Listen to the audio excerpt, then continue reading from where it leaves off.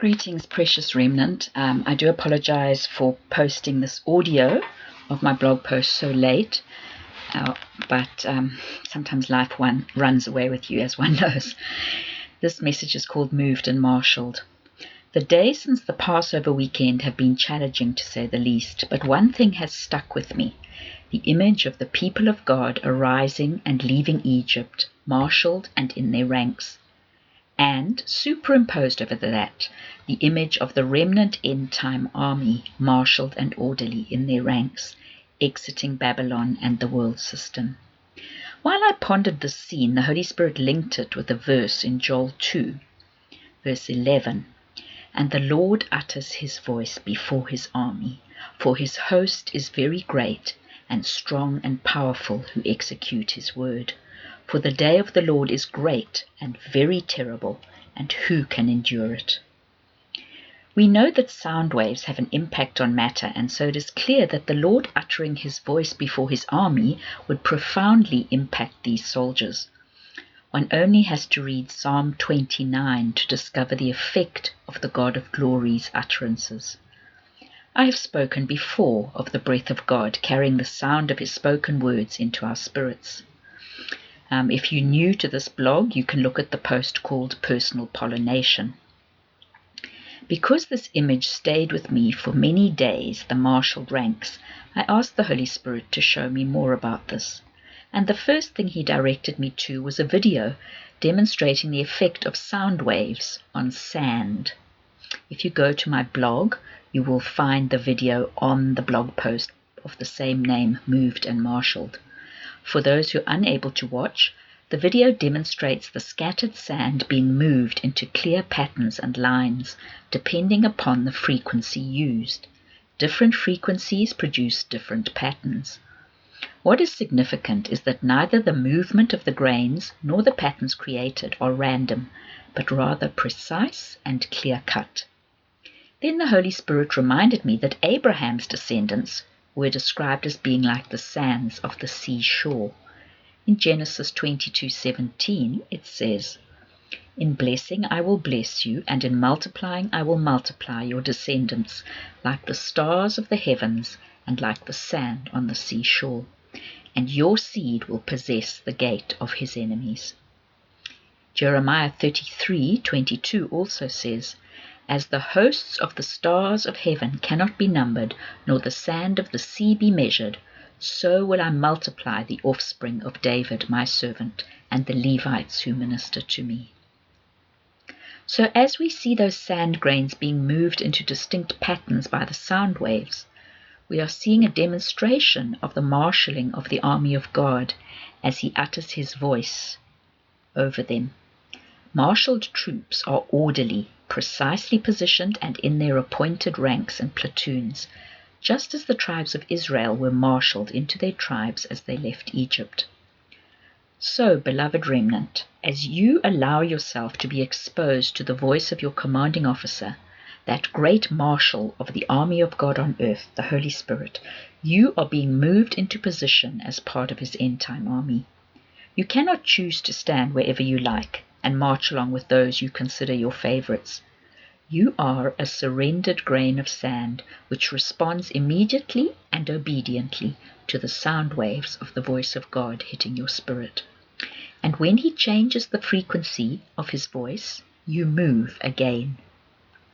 So these days that we have been traversing are all about the sound we are experiencing.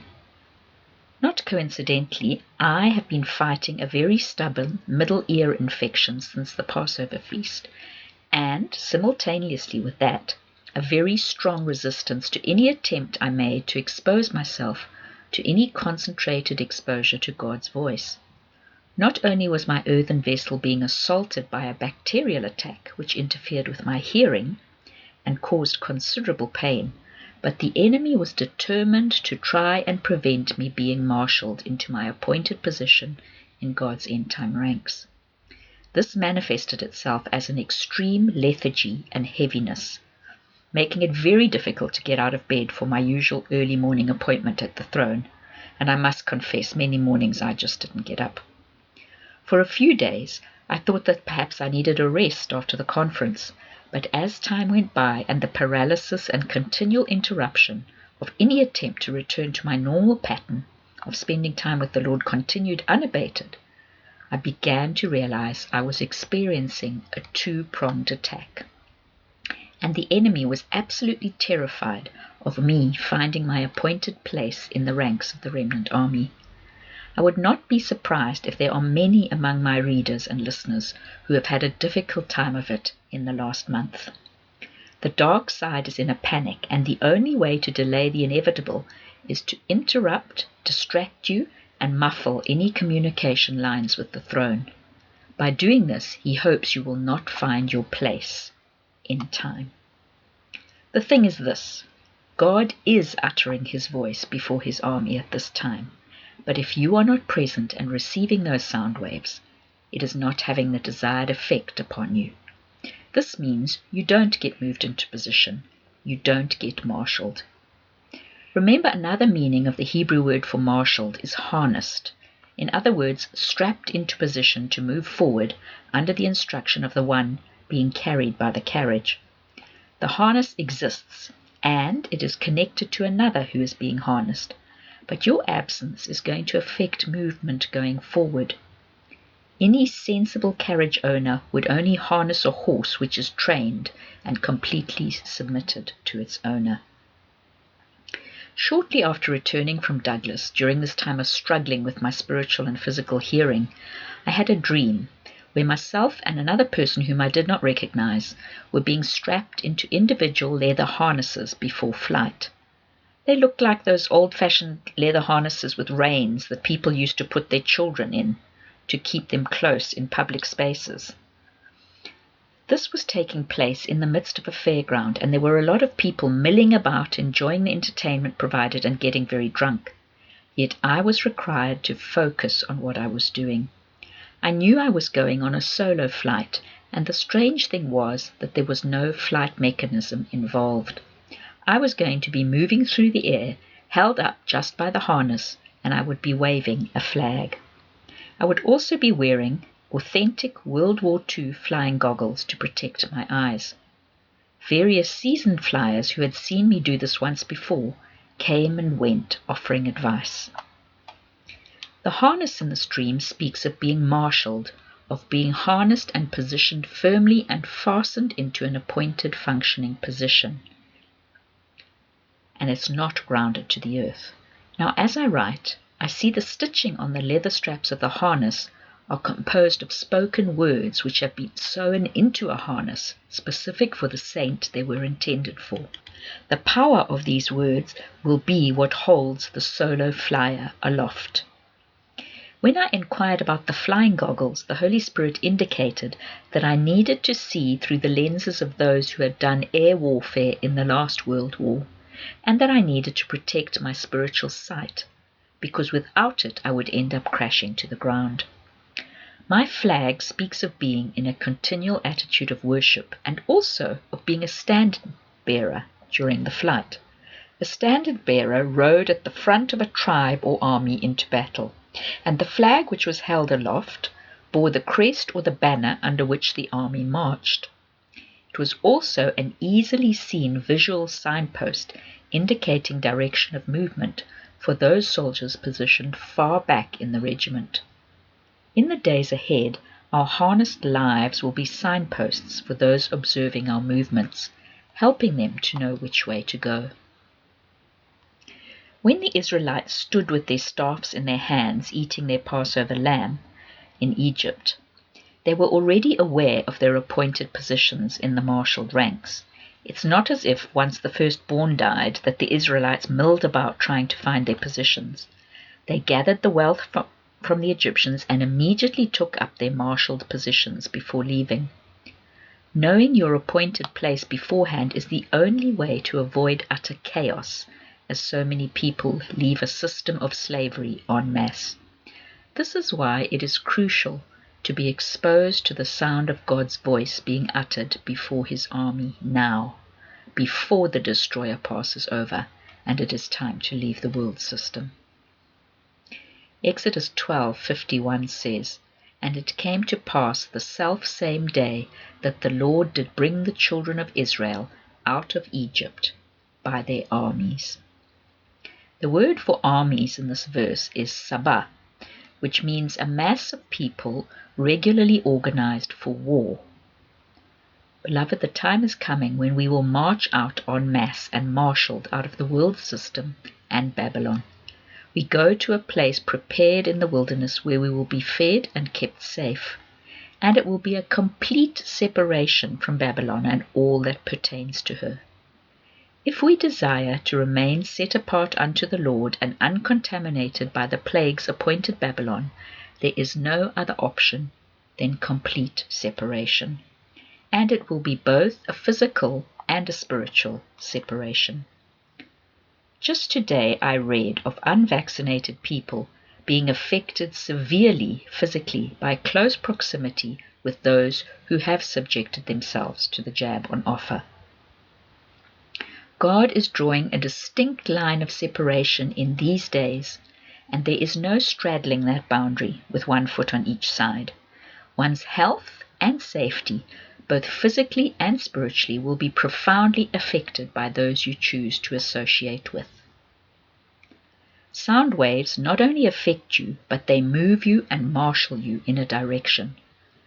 What sound waves are you exposing yourself to? Which army are you being marshaled into?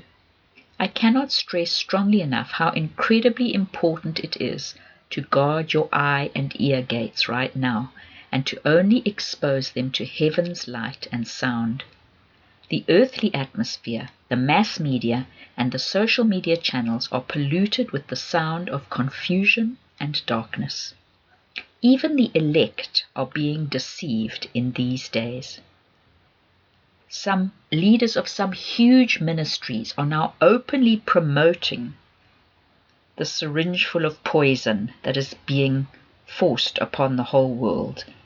And all the people that have followed them faithfully and trusted them and thought they were hearing the voice of God all these years are now in a crisis as to whether to follow that leader over the cliff into physical and very likely spiritual destruction, or to separate at this point. The enemy is making a concerted effort to distract and derail you, to expose you to counterfeit light and cleverly disguised dark sound. If you are not extremely vigilant, you will find your earthen vessel polluted and infiltrated. Be on your guard day and night. Be a lover of the plumb line of truth which doesn't change. Seek wisdom at his feet. Guard and keep that which has been entrusted to you. Do not let your guard down. We have so little time, and night is coming when no man can work. The war between Russia and Ukraine will break out any time now, and its repercussions will be felt worldwide because it's highly likely that nuclear weapons will be involved. Babylon is appointed judgment, and this will be witnessed on many levels. Keep your eyes and ears on your commanding officer. Put on those World War II goggles and protect your spiritual sight for the journey ahead. Don't be casual about what you look at. Be intentional with your time and the exposure of your senses. They are gates to a holy vessel. Close your eyes to avoid looking on evil. Shut your ears to the hearing of bloodshed. That pretty much excludes most news media at present. Isaiah 33:14 says, "The sinners in Zion are afraid, and trembling seizes the godless ones. They cry, 'Who among us can dwell with the devouring fire? Who among us can dwell with the everlasting burnings?' He who walks righteously and speaks uprightly, who despises gain from fraud and from oppression, who shakes his hand free from the taking of bribes, who stops his ears from hearing of bloodshed, and shuts his eyes to avoid looking upon evil. Such a man will dwell on the heights. His place of defense will be the fortresses of rocks. His bread will be given him. Water for him will be sure.